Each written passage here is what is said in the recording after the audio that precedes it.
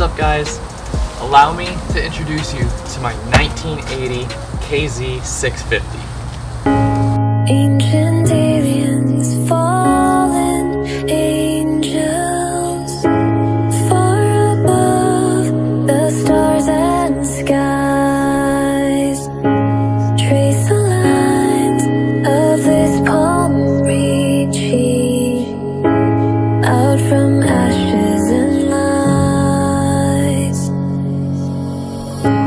Tiny branches and embers burning, tattooed by the tales of night. Come and spill your heart out with me. Feel the breath of life.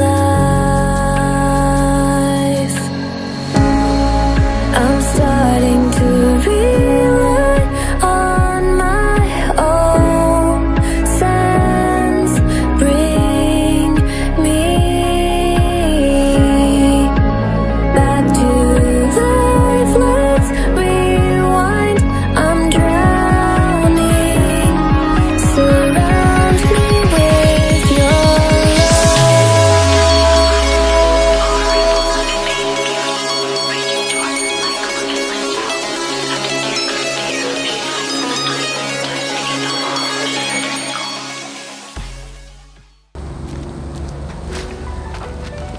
Alright, so a little bit of backstory on this bike before we get started. Now, when I bought it 4, maybe 5 months ago, it ran perfect. So I ended up buying it off a buddy of mine. It ran perfect when he had it. I go to his house, give him the cash for it, hop on it. I don't even make it 5 miles down the road and this thing breaks down on me. So I ended up getting it running on the side of the road again. It ran another few miles, alright. It was sputtery, not real good, and it ended up breaking down again. This time I could not get this thing to start running again. So I called up my stepdad. He's coming to pick me up. Said he's on his way. In the meantime, it starts downpouring. So I push this thing another couple miles. I get it to a little corner store. They have a retaining wall there, so he's able to back the truck up to the retaining wall, and we're able to push it right onto the bed. But let me tell you, it was pouring. But to make a long story short on that problem, it was running rich and flooding itself out. So when I got it home, messed with the carbs a little bit, put new plugs in it, did an oil change, and it still really was not running good at all. Sputtering a lot. I did timing on it, checked the valves, the valve clearances, and still, like, it was popping and backfiring a ton. So at that point, some dumb, I don't know who it was, definitely was not me, I can tell you that, crossed the spark plug wires. So switch those around, put those in the right order. This thing ran really good after that. And by running good, I mean it went down the road under its own power. I wasn't having to push it. It still had a lot of trouble starting, and it just really wasn't running great, so I decided I'd go ahead and I'd replace the old points with an electronic ignition. After I did that, I made it a couple miles down the road and it blew a fuse. Thought that was really weird. Put a new fuse in it, made a couple 100 feet down the road, blew another fuse. So I start pushing it home again. At this point, I've pushed this thing more miles than I've ridden it, and I'm really getting frustrated with this bike. I get it back to the house, bring it in the house, and it just sat like that for a while. I was so frustrated with it. So I figured it had to be something with the wiring that I must have screwed up, knocked something loose, it's shorting out somewhere. So I start tracing wires on it, trying to figure this out. I'm looking at the wiring diagram for my bike, which is a 1980 F1 KZ650, and the wiring diagram does not match up at all. Now I'm going to switch to handheld to tell the rest of the story. As you can see from the VIN number here, it says KZ650F. It's definitely, according to the VIN number, it's a 1980 F1 KZ650. But like I said before, the wiring on this bike does not make sense according to the wiring diagram for the F1 KZ650. So I start pulling things apart. I ended up finding melted wires down in here, and those led to a regulator rectifier which is up underneath the battery, or so I thought. So these were the two wires here that were melted, and I can't remember exactly what, according to the diagram, it said they went to, but when I ran this part number that was on the side of this right here, it came up as a regulator rectifier. Then I looked up how to test this, and it tested bad, so obviously I thought I just needed a new regulator rectifier, I'd be good to go. I ordered one, and they end up sending me this, and as you can see, that is not even close to this at all. So as you can imagine, I'm pretty fired up at this point. I just dropped $100 on this thing.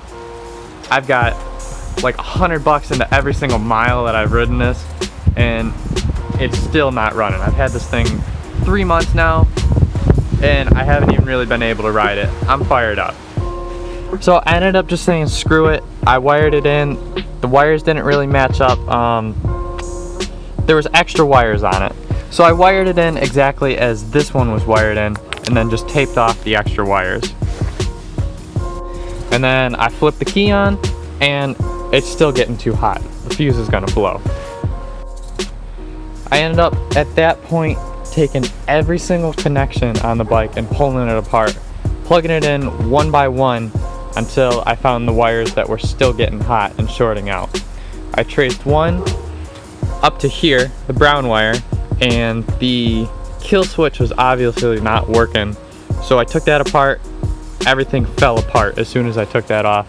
We taped that, hardwired that together, so we eliminated that problem. But then the brown wire was still shorting out, and I traced it to here, and the brown wire right here. Now, I couldn't figure out what this was, since, you know, according to the wiring diagram, nothing made sense on this bike. So I ended up Googling the part number on this, and I discovered that they come off of the KZ400s. It's a regulator. So that doesn't make any sense. One, it doesn't make any sense why there would be a regulator for a KZ400 on my KZ650. Second of all, I already have a regulator rectifier on there. So why would I have two regulators? It doesn't make any sense at all. This whole bike is just, I hate it. Hate it. So I ended up doing more research, and I discovered that there were several models that these did come on the KZ650s, and doing some more research, I ended up finding on a forum post that 77 and later had this 3-bolt pattern on the alternator, where 78 and newer did not have that bolt pattern. So here is the wiring diagram for my 1980 KZ650 F1. As you can see here, there is a regulator rectifier. Now if we look over here, this is for a 77 C1 KZ650, and on here there's a separate regulator and rectifier. So that would make sense as to why I had what I thought was a regulator rectifier, and then this regulator here. So as I'm doing more research, I discovered that they had two models of KZ650s in 1977. There was the C one and the, I want to say the B one, I can't quite remember. The B one, I printed off the wiring diagram for that, and that didn't match up at all. But when I looked at the C1 KZ650, this ended up matching the wiring on my bike perfectly. Now, I couldn't find any markings on the engine besides this 652 here, so I know it's at least a 650 motor. But based on the wiring diagram here, I think it's pretty safe to say that my 1980 F1 KZ650 has a 1977 C1 KZ650 motor swapped into it. So you can imagine how excited I am now that I finally solved this 4-month-long puzzle on this bike. Why there's a different motor in here, I have no idea.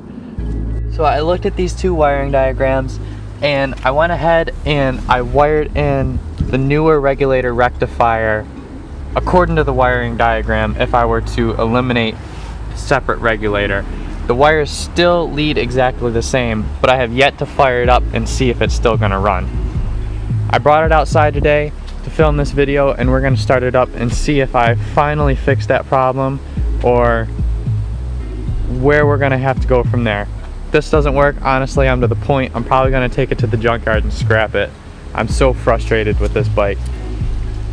Even as frustrated as I am though, it was pretty damn cool figuring out what that problem was and solving that. This bike has definitely taught me a lot about motorcycles and motors in general, to be honest. Now I haven't started this thing in a couple months now, so we'll see how tough it is. Hopefully it starts.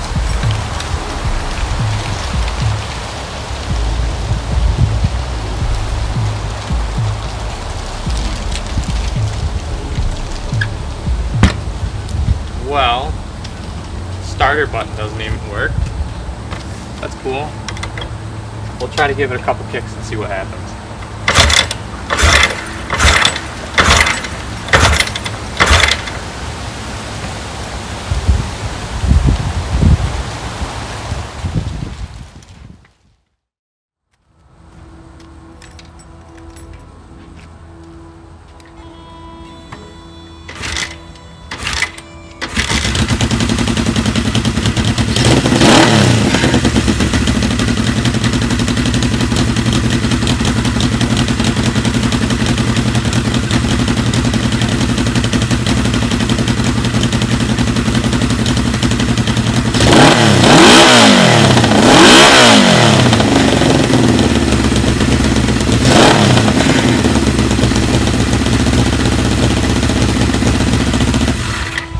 Alright guys, so as you can see, the KZ is running.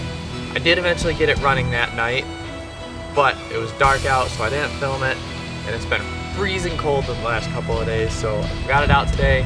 I did check the voltage coming off the battery, and the new regulator rectifier was definitely doing its job. It's running a little rough now. You can hear it sputtering and popping and backfiring a little bit, but just needs a little bit of a tune and I think we'll be good to go. Originally I was thinking about selling it. It's been a headache that I didn't want to deal with, but now I'm kind of thinking, you know, maybe we'll do a build series with it on this YouTube channel. So if you guys want to see something cool, give me comments, tell me what you want to see. I'm thinking of doing a cafe racer build with this, and so it should be pretty cool. So hit that subscribe button, hit that notification button, hit the like button, drop me a comment, and we'll see you in the next video. But until then, you know we're gonna send it.